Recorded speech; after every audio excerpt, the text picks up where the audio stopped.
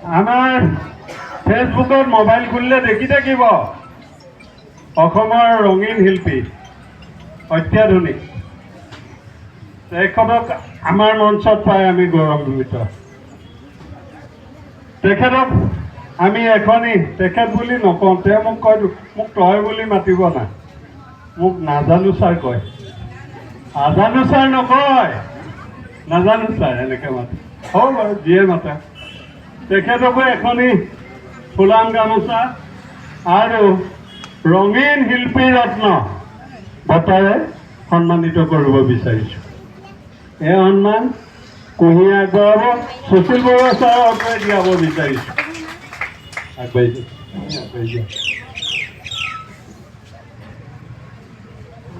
সকলো ৰাইজে সহযোগ কৰিব। কেমেৰা মাৰিব, ফেচবুকত লাগিব। সকলোৱে শুভেচ্ছা দিয়ক আৰু আশীৰ্বাদ দিয়ক। হাত চাপৰ মোক এবাৰ।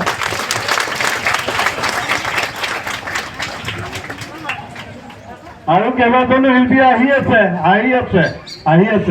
আশীৰ্বাদ দিবলৈ, কাম শিকাবলৈ আকৌ ভৱিষ্যতে আহিব। এখেতসকল আমাৰ কলাদৰ্শনৰ অতিথি পাৰ্মানেণ্ট শিল্পী। অতিথি বুলি কৈছোঁ যদিও সময়ে সময়ে এখেতসকলে আহি কাম শিকাব আমাৰ লগত। এতিয়া মাননীয় সভাপতি মহোদয় ওচৰত কাগজখন কি ধৰণে আছে সেইমতে কাম হ'ব।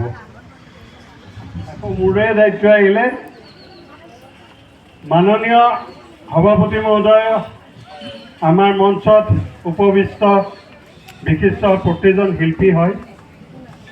দৰ্শকসকল, দূৰ দূৰণিৰ পৰা অহা অভিভাৱক, শিক্ষাগুৰু, ছাত্ৰ ছাত্ৰীসকল গৰম পৰিছে। যি গালি পাৰে আমাক ইয়াতে গালি পাৰিব, বাটত নক'ব দেই, গৰম কিন্তু পৰিছে। আমাৰ স্কুল 1991 চনত প্ৰতিষ্ঠা হৈছিল ভটিয়াপাৰ বনগাঁৱত। শ্ৰদ্ধাৰ গহীন গগৈ ছাৰ আমাৰ সভাপতি মহোদয়ৰ একালৰ বন্ধু, এতিয়াও বন্ধু। তেখেতৰ আহ্বানত এই অনুষ্ঠানটো গঢ়িছিলোঁ। বিভিন্ন ঘাট প্ৰতিঘাত সমস্যা চাইকেল লৈ লৈ দূৰ দূৰণিত স্কুল চলাইছিলোঁ। আগত যেনেকৈ LP স্কুলৰ শিক্ষকসকলে চাইকেল মাৰি মাৰি স্কুল চলায়, তেনেকৈ আমিও কৰিছিলোঁ। বহুত কষ্ট কৰিছিলোঁ, মানুহৰ ঘৰত হাজিৰাও কৰিছিলোঁ, তেনেকৈ কিতাপ পত্ৰ কিনিছিলোঁ। এতিয়াৰ দিনৰ দৰে কিতাপ পত্ৰ নাই, ৰঙো নাই। তেনেকেই কৰি কৰি ধাপে ধাপে আহি আমি এই পৰ্যায় পাইছোঁহি। আমি প্ৰতি বছৰে কৰ্মশালা প্ৰদৰ্শনী প্ৰতিযোগিতা পাতি আহিছোঁ। লকডাউনৰ পিছত আমি প্ৰতি বছৰে পতা নাই, এতিয়া পাতিছোঁ আকৌ। আপোনালোকৰ সহায় সহযোগ যথেষ্ট হৈছে। কোনো কাগজ পত্ৰ আমি বিলোৱা নাই, কেৱল মোবাইলৰ যোগেদি আপোনালোক ইয়াত আহিছে।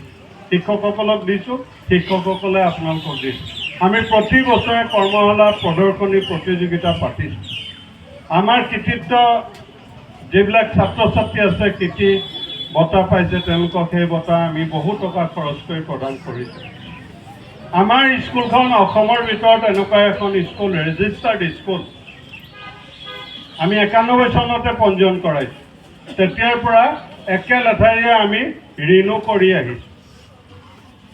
প্ৰতি বছৰে এখন স্কুল ৰিনিউ কৰি থকা, অসম চৰকাৰক হিচাপ নিকাচ দাখিল কৰি থকা অসমত একমাত্ৰ স্কুল বুলি কৈছোঁ। যিহেতু আমি GST দিছোঁ, আমি টেক্স ভৰোঁ। আমাৰ চাৰ্টাৰ্ড একাউণ্টেণ্টে অডিট কৰে, তেনেকৈ হিচাপ নিকাচ হয়। আমি মাত্ৰ শিক্ষকহে। এখন গভৰ্ণিং বডি আছে, কমিটিৰ সিদ্ধান্ত মতে আমি কাম কৰোঁ। আজি আহি এই পৰ্যায়ত পাইছোঁহি। আমি ডিচেম্বৰত পাতিম বুলি ভাবিছিলোঁ, নোৱাৰিলোঁ। এতিয়া জুলাইত আৰম্ভ হৈছে। আজি অনুষ্ঠানটোত এটি আৰ্ট ষ্টুডিঅ' অপেনিং হ'ব। আৰ্ট গেলেৰী আৰু আৰ্ট ষ্টুডিঅ' দুটা পাৰ্থক্য আছে। আৰ্ট গেলেৰী ছবিবিলাক যধে মধে নহজায়, এখন এখনকৈ সুন্দৰকৈ সজাই যায়। আৰু আমি ইয়াত ছবিবোৰ একে লেঠাৰিয়ে সজাবলগীয়া হৈছে। ঠাক ঠাক ছবি হ'ব তাত। আমি ভাস্কৰ্য ৰাখিম, ছবি ৰাখিম। এনেকৈ দুৰ্লভ দাই যেনেকৈ তেখেতৰ মিউজিয়াম ৰাখিছে, আমিও ইয়াত তেনেকৈ আশা কৰিছোঁ। আমাৰ স্কুলঘৰ আমি নিজে বনাইছোঁ। আমাৰ ইয়াত যিমানবোৰ মূৰ্তি ভাস্কৰ্য আছে আমি কাৰো এটকাও লোৱা নাই, চৰকাৰৰ পৰাও লোৱা নাই। আমি নিজে কষ্ট কৰি আমাৰ জমা কিছু টকাৰে আমি কাম কৰিছোঁ। আমি আজি অনুষ্ঠানটো পাতোঁতে আমি কাৰো ঘৰত গৈ পইচা বিচৰা নাই। কোনো ব্যক্তিয়ে চাউল এবেগ দিছে, কোনোৱে দাইল 5 কেজি দিছে ল'ৰা ছোৱালীক খাবলৈ, কোনোৱে আলু 5 কেজি দিছে। আৰু গৌৰৱৰ কথা, আজিৰ দিনটোত খাবৰ কাৰণে ল'ৰা ছোৱালী অভিভাৱকসকলক খুৱাবৰ কাৰণে আমগুৰি সমষ্টিৰ বিধায়ক প্ৰদীপ হাজৰিকা দে তেখেতে আজিৰ আহাৰ আপোনালোকলৈ যোগান ধৰিছে। ধন্যবাদ জনাইছোঁ তেখেতক। য'তে আছে আমাৰ কথা নিশ্চয় শুনিব। সামাজিক ব্যক্তি, তেওঁ যদি 100 টকা বিচাৰোঁ 10 টকা হ'লেও দিবলৈ চেষ্টা কৰে, আৰু কোটি টকা থাকিলেও দিব নিবিচাৰে। এনেকুৱা ব্যক্তি আপোনালোকেও পাইছে, আমিও পাইছোঁ, আৰু সমাজত উপস্থিত ব্যক্তি সকলোৱে পাইছে। সকলোলৈকে কৃতজ্ঞতা জনাই মোৰ সভাৰ উদ্দেশ্যৰ লগতে মোৰ বক্তব্যও দিলোঁ। আৰু আমি অনুষ্ঠানটো বহুত ওপৰলৈ লৈ যোৱাৰ আশা কৰিছোঁ, লৈ যাম। আপোনালোকে ক্ষমা কৰিব, মই নাজানো। আপোনাক বহুতো সোধো মোৰ নামটো কি জানানে, নাজানো বুলি কয়, ভুলকৈ কয়। মই নাজানো নহয়, আজানো নহয়, নাজানো নক'ব কাইণ্ডলি। আমাৰ নীলিমেও নাজানো কৈ দিয়ে। পাৰোঁ হ'ব, নাজানো ক'লে মনত থাকে ন।